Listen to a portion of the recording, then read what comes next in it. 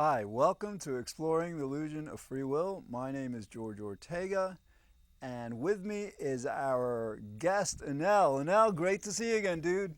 What's up, Moneybags? Yeah, here we go. We are on episode 131, meaning we've done 130 episodes explaining to you already why nothing that you do is in any way up to you, can never be, has never been. And that's the reality. It's amazing. I mean, if you disagree with this or don't understand this, that's how amazing this is. And don't blame yourself if you don't, because it's not up to you. But all right. So the theme of this show, we've done so many episodes trying to explain to you why causality makes free will impossible, why our unconscious makes free will impossible, why the fact that everything we do is to seek pleasure and avoid pain makes free will impossible. All right. So in this show, we're going to go over some of the things in our lives, more of this, just explaining what's not up to our free will, what we pretty much understand. Not that this stuff is debatable, because sometimes people don't understand causality and determinism, they debate this and stuff, but this is stuff in our life that this isn't up to you. And to the extent you can understand this, maybe then that'll help you to understand why the basic, in principle, free will is impossible. All right. So before we do this, just very briefly, I'm going to go through this really briefly now. All right. When people say we have a free will, they simply say that what we do is up to us. That nothing, no process, no person, no agent, no anything that's not in their control is making them do anything. In other words, what we do, what we think, what we choose, what we don't choose, it's up to us. Okay. The reality is none of that is up to us, all right? We're like robots, puppets. We're people puppets. Okay, this is important because this is the biggest thing ever. I'm not going to go through the whole thing. People puppets? Yes, because most people don't want to refer to themselves as puppets, or automatons. So we're not really puppets because we're people, but we are kind of like puppets, so we're people puppets. We're not Muppets.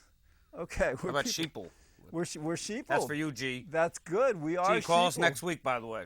Oh, I gotta call G. Shout out. This is our first non-live. We're very thankful that G calls us. Probably wanted to see a live. Oh, sorry, that's that's Manhattan. Sorry. Right. No. Okay. But he I know, but you emailed do me. White Plains. But all right. So anyway, now again, let's go right into this. This is important because this is the biggest thing ever. All right, it's a brand new human consciousness. So let's go over what are some things that we're not in control of, that they're not in, nobody can debate this. We should define free will at the beginning of the show, why it's important? No, you don't want to do that. Well, I kind of did. Okay. Free will means the ability to make decisions 100% independent of one's genetics and conditioning. Why is it important? It's the biggest thing ever. Okay, go ahead. Here we go. All right. We have a tradition of every show we do it like start. Okay, go ahead. All right, so first thing, whom we're in love with. Can anyone decide, well, that woman over there, I really like her, I'm going to decide to be in love with her? Or can she decide to be in love with you? Can you do that? Absolutely not. You can't do that.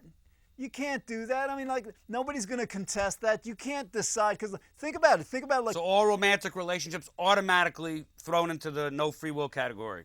Yeah. Along with everything else. We're just going to go point by point. You're married for 20 years, okay? You're filing papers for divorce, unfortunately, right?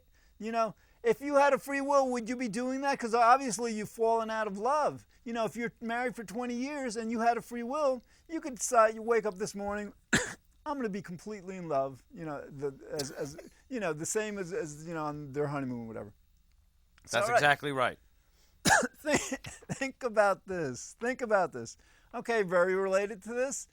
All right, this will be a little confrontational, but if you just understood what we just said, you'll understand this. But whom we marry, that's I'm not sure I should have included this, because people say, well, of course I can decide who I marry. But think about it. If you're going to be married decide, yes. Free decide, no. All right, yeah. It's all right. So that I'm not sure that should be in there. All right, the next one. How intelligent we are. Okay. Can you decide how smart you are? Of course not. You can't decide how smart you are. I mean, if you're really smart, great. If you're not so smart, great. Sometimes we're smart in some things, we're not very smart in other things. None of this stuff is up to us. You forgot one big one. What? How happy are you? How happy you are. I didn't have that in. I don't see it. Let's go through it right now. Can you decide how happy you want to be? Some people say yes. These positive Well, coaches. I did a show. I did Just choose to be happy? I did 138 episodes on how you actually can become happier. You can actually decide to become happier, but the question is, like, can you freely decide? You have to have the causal history to get to that point. Exactly. And so, like, yeah, all right. So happiness is another thing that so you cannot decide how to be happy. You just can't.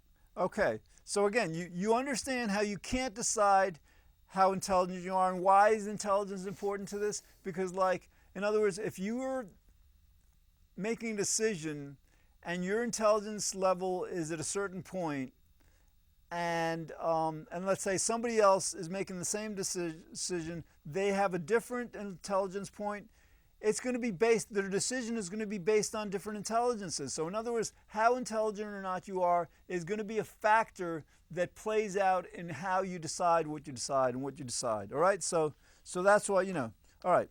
Next thing. What's not up to free will? Can you decide, is it up to your free will how your culture has conditioned you? Want me to answer that? Absolutely. Absolutely not. All right. Explain to them why that's impossible. They should know this. Your parents gave birth to you. We know how that happened. Let's keep it G-rated.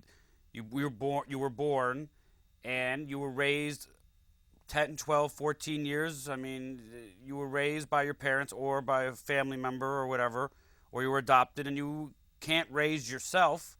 So your culture conditioned you from the day you were born. Right. Think about it. To believe, you probably idolized somebody, and you did what they told you to do for at least 6 years at least I would say. Oh, yeah. When can you really start breaking out and say? You can't. Well, around 9 maybe you could say, Not I'm even. calling child services, get me out of here, call the police if you're getting beaten. But you got a good 7 years, 6 years at least. I mean, you can't get out of you can't control how you were raised for at least 6. I mean, say you're getting beaten at 6, you could call the police and call a child and get out of there. Right. But, I mean, in general, you have at least 6 to 10 to 12, 14 years of your life where you are not raising yourself. You can't choose how you were raised. Right. And you can't choose your culture, and you can't choose your language, and what. And so, exactly. So, like, language. Right. So it goes like from the parents. You can't choose your parents. You can't choose how they raised you. For early years. If you could have been raised by somebody other than your parents. Or your parents. Orphanage, whoever raised you. Right. So, and then, like, you get to be 5 years old. You don't get to choose what elementary school you're going to go to. You don't get to choose what teachers. Well, I think I want this teacher, a 5-year-old. I don't want this other teacher. You don't get to choose what they teach you, what they don't teach you. Then you come home from school, and you've got this TV. Okay, you think you have a choice, right? But let me tell you something. There could be 1,000 channels, but all those channels are created by people that you are not. In other words, you're not creating the stuff that you're seeing. Or they have a certain accent, and they speak English. So everybody, that's why different free will. I mean, it's why people in different countries speak different languages, and different sections of different countries have different accents and dialogues. And religion, I got news for you, religion is pretty much geographical. Oh, yeah, absolutely. And also, if your parents move from another country, that little pocket follows with you. You could be, the only Christian family in a Muslim country because your parents, you're going to follow your parents. Yeah. So, but it's mostly geographical, Okay, another culture. Yeah. So in other words, like, you're born in, this whole culture. You can't choose your gender. Is that on here? You can't choose the commercials. You can't choose any. We'll get into a bit more of this in more detail. Gender's huge. Yeah. Genetics. Actually, we'll right. No, let's do it right now. You number can't 6. choose Let's your go gender. on. Number 6. All right. Number 6. Let's segue to something that's very, very fundamental. When you decide something, it's not your logical mind that's like deciding this completely. In other words, like, if you're deciding what to do, and let's say it's raining out or something, well, basically what I'm trying to say is, like, our mind is made up of our logical part, our cerebral cortex, where we decide things rationally and stuff, and parts of our mind that are emotional, our limbic system, the amygdala, these parts where, like, they don't make sense. They just are no sense that we understand. These are emotions, feelings, all right? Now, can you control your emotions? There you go. Can you? You can't control your emotions. Your emotions happen to you. Now over time, some people say, well, over time, let's say, like, you're feeling not so good, you want to feel happier.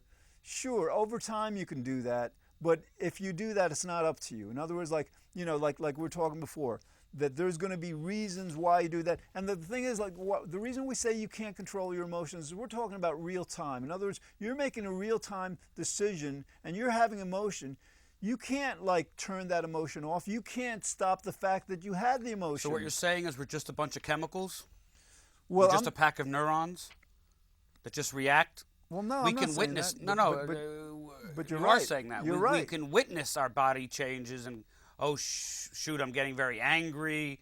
But you didn't choose. You can witness and then say, what am I going to do about it? But that initial hit, you cannot control or talk yourself out of. I mean, you can talk yourself out of it once it happens, but it just happens before you're aware of it. Right, and even like, so we're and aware that's the of Benjamin Libet / I don't know how to pronounce it. That's his study. Right. Things happen on a neurotransmittal synapse level before you're aware of it. Yes, absolutely. Google Benjamin Libet. Libet, yes. And what's that other one? Soon?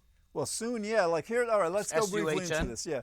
Libet in the mid-'80s, he determined, like, and scientifically, that a researcher doing this experiment on you, he hooks you up to a electromyogram, a EEG, a functional MRI, whatever, and he can determine 200 milliseconds, 300 milliseconds before you are aware what your awareness is, what your conscious, decision is, or what your because you have electrodes on your head, right. You can see what your now, brain right. So that's chemistry is. 1985. Now our technology is much, much more powerful. This guy Soon and his colleagues replicated the same experiments. They can determine up to 10 seconds in advance what button you're going to choose or what thing you're going to choose, in these laboratory settings. Mm-hmm. So obviously, if these guys can know 10 seconds what you're going to choose before you're aware of even, like, making the choice, that's not free will. You don't have a free will. Okay. Some decisions are like reactions or split-second decisions. Yes. That's learned conditioning over time. In other words, something happens, you react, but how you react has been part of you for, decades. I hear you. It's built up with memories and conditioning. Yes, it's all conditioning. Practicing. So when you say something like, I went over to my friend's house, he collapsed, and I saved the day because I quickly did CPR, you think you're acting of your own free will, but what if you don't know CPR? Exactly. I mean, come on. Exactly. Or what if you don't think to call 911? Maybe you didn't know that, I don't know. And so that's the idea. Like we don't get to decide what we learn. When you open a book, okay. Learned. Yeah. CPR would be you would have already taken a course in that. Right. So you appear to be acting as an agent of your own free will, really just manifesting your prior conditioning and learning. Exactly. All right, let's go to 7. Number 7. All right. We don't, what's not up to free will? Our tastes are not up to free will. First of all, everything is not up to free will. We're just using a real concrete example right. here. These are just Nothing examples. is up to free will. We're just going to make it easier for our non-philosophers out there. And again, the key point is, like, these examples we're bringing up, except for the one I made a mistake with, 1 or 2. You made a mistake?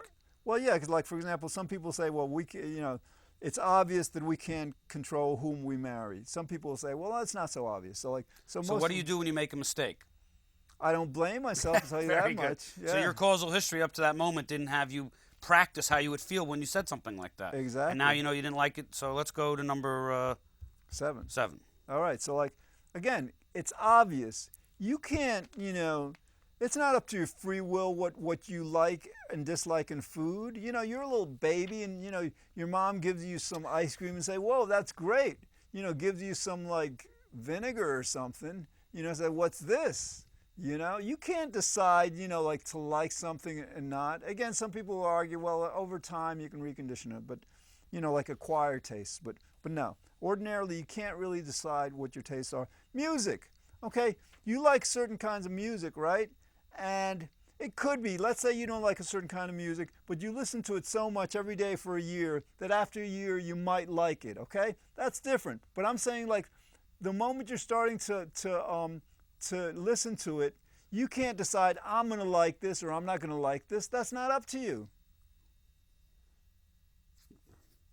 So when you were like a 7-year-old kid and you started to listen to music, You just liked what you liked and didn't like what your parents could have influenced you. You could have heard a song on the radio as a 7-year-old kid, and your father said, oh, that guy's a drug addict, that group, and that would force you to either rebel or not. But the causal history. Absolutely. Probably if you idolized your father, you would like it. And if you hated him at the time, you would not like it. Exactly. And that stuff isn't up to us. Right. Okay. Your clothes, like different people, have different styles and clothes, some people like to wear blue, some people like to wear yellow, some people like to wear green and stuff. You can't decide to like. You can't decide. This is about preferences. Can you decide what your desires and preferences are? No. You can choose your preferences, but you can't choose what you prefer. Right. Exactly. Okay. So are you getting this? So you can choose your will, but you can't will what you will. So yeah, and again, this is a short list. You could go through your entire life. Oh, that's right, I'm not in control of this. Oh, right, that's right, I'm not in control of this. You do this enough, What if someone says, I did it because I wanted to do it? Well, sure, you wanted to do it, but why did you want to do it? What caused you to want to do it? I wanted to go to the beach last week because it was hot. Right, all right, so why do you like heat? Some people hate the beach. Some people hate heat. See? That's right, I was born that way. It always comes back to that. Born condition, all right. Let's go to number... I want to make this clear. Even though there's conditioning, you're still born that way because the way you react to the conditioning is genetics. Yes, that's very good. Okay. Okay. Oh, you had gender on here. I did. Oh, excellent. Whether I didn't we're read male this or female. I wrote... And right. So we made another mistake. All right, nobody's going to refute that. Nobody chose if they were male. How about sex change people? That's later in life. You're saying no one chose initially if you're male or female. Right. You can't choose to be born some new age people will say this. Like they say this, there's no evidence. Oh yeah, before I was born, I decided that I was going to be like a little male child born to these parents. Okay, you may believe that, but try to demonstrate I'm going to take it a step further. I've heard that before. I say people didn't choose their parents. And someone says, oh yeah, I chose my parents. Guess what? That had a cause. Absolutely. If you chose your parents from outer space before you became incarnated into a soul, why? Exactly. And what if there was no reason? Then you randomly got those parents. Right. So everything has a causal chain. In fact, the causal chain may go before you were born. I always talk... Has to go. Well, if you believe that you chose your parents from outer space before you were wherever... they're about to conceive. Let me get my soul and jump in that egg. I mean... There was a reason for it. It's still part of a causal chain. Exactly. Which is crazy, but I'm just saying, if you take it to that level, oh no, I chose my parents. I know. But why? I know, but again, most why? people... Right, I know. Why? Tell me why. I don't know, because I didn't choose still a my reason. parents. Exactly. But... You don't have to know why. It's still a reason. Right, so our point, all right, so you don't, this By is the way, clear. Buddhism believes that. You keep reincarnating, but there's... Who? Buddhists, you reincarnate. No, I know. I know.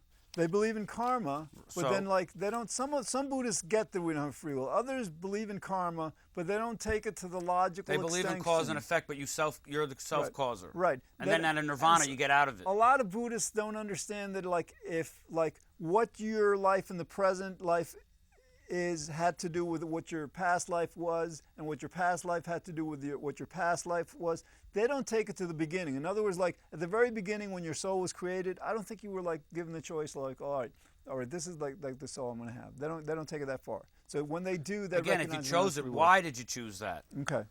Had to have a reason. All right. So again, we're it's very clear that we don't decide whether we're going to be born male or female. And whether we're born male, or whether we are male or female, determines so much of how we view the world. If you don't think that, look at some men and women in conversation. We have very different styles and stuff. Okay, we went through this before. It's not up to us how our parents raised us. Is it up to us? It's not. You can't you're 2 years old. Starting at age 7 or 8, you could start telling your parents, I don't want to go to that school. I don't want to wear those shoes. I mean, you get to a certain age where you start saying things, but not for 4 or 5 years, definitely. Right, and in general, and that's the thing. The formative years, your personality and stuff is formed very early on. In other words, what happens to you very early on will determine, how you react to life, when you're an adult. So, okay, number 10. What we read in books, what we see in movies, etc. This is not up to our free will. If you're opening up a book, especially a novel, you don't have... Hopefully you're reading Free Will, the ultimate in nonsense. Right. All right, so by Enel. So you're opening. All right, this book. You have no way of knowing what you're going to be reading until you read it.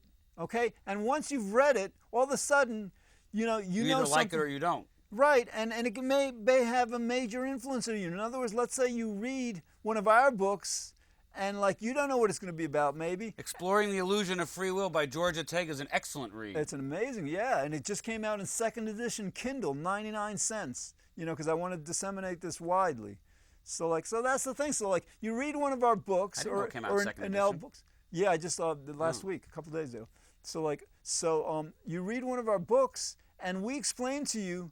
You don't have a free will. You might have known it was coming because like it's on the cover of our book. We have 5 books between us now. I know. See, we're leading this. We're like the free will, the no free will revolutionaries, or we're like apparent. This is bigger than Einstein. We're doing something bigger than Einstein did.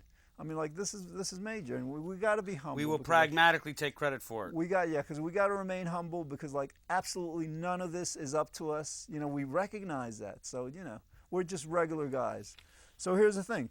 So now, all right, you read one of our books, and we're explaining to you exactly why you don't have a free will. You didn't know what we were going to say before you said it, and all of a sudden, with this knowledge, it changes your entire consciousness. Okay, that's a very good example. So like, you're reading a novel, let's be reading a novel. Whatever you're reading, you don't get to decide what you're going to read when you're reading. Same thing with a movie, especially with a movie. You see a movie, you don't know what's going to end it. Like some movies like have these horrible scenes and stuff, and some people like have nightmares the day after. You know, if you had a free will, you would choose not to see that and stuff. Mm-hmm. Okay, so that's it, and that involves the whole. That's TV. That's all part of one big causal chain. You don't get one causal chain that stops when you're 7, and then when you have your 7th birthday, 7 and 1 second, you start a new causal chain to 9. It's one causal chain. You know what I'm saying? That's good, yes. It's not several causal chains. You have one causal chain, causal history, determining everything. Let me just explain that in more detail. In other words, like some people say, well, we don't know what the causes are of what we do stuff. There may be more than one cause. There may be several causes. But if you want to know most generally, most comprehensively, if you take the state of the universe at any point in the universe, it could be the Big Bang, it could be the last moment, okay? That state of the universe is the complete cause because there's nothing else to cause it. The state of the universe at the next moment. And like right now, the state of the universe at this very moment just caused the state of the universe at this moment just caused the state of the universe. And that's it. So like there's one cause, the state of the universe, that causes everything. Exactly. Okay. Every moment of a human's life is dependent on the moment before, just like the state of the universe. Asteroids are coming into each other. They don't just suddenly leap over each other. I mean, if they did, there would be a reason, physics, but it's a physics thing. It's physics. One moment of the universe depends on the next moment, and going forward and going backwards. And it's beyond physics because it's Human logic. lives are no different. We're in the universe. Right. It's logic. All right, we got 4 minutes. Let's go to our personality. Did you say that yet? I think you may have said No, we do. Yeah. Number 11. Right. Well, we mentioned this before. Let's say it again. Like,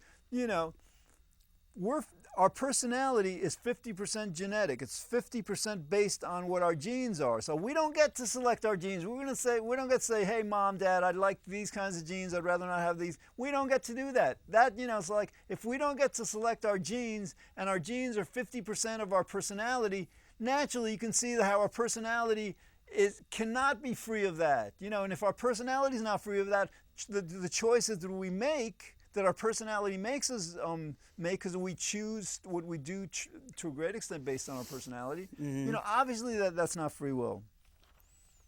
Okay, our instincts. Sometimes we have instinctual behavior. Mainly like as human beings we don't have much of that, but even that's genetic. Right. Okay.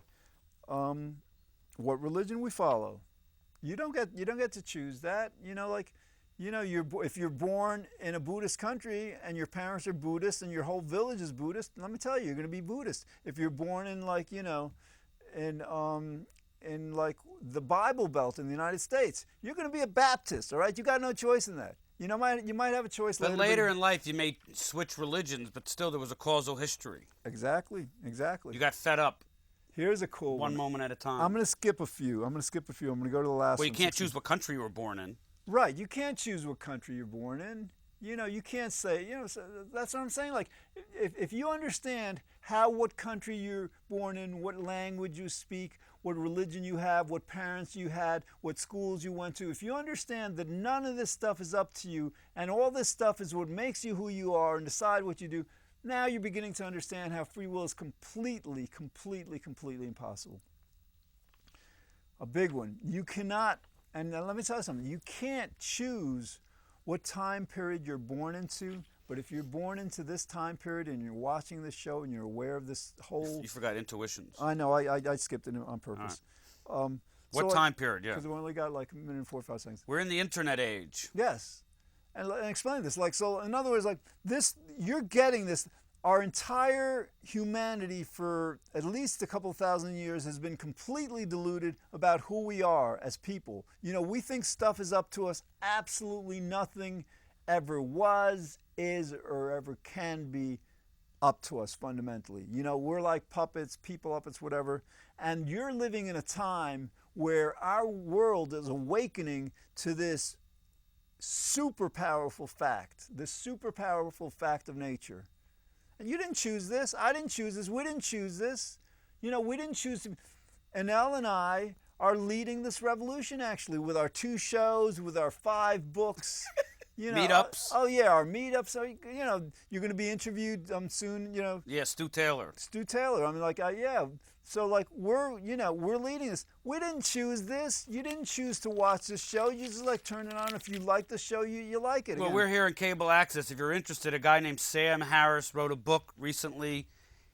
We're the underground leaders. He's kind of the figurehead, but he doesn't seem to be as passionate about this. He did write a book called Free Will. It's got a red cover. It's got marionette strings on the front.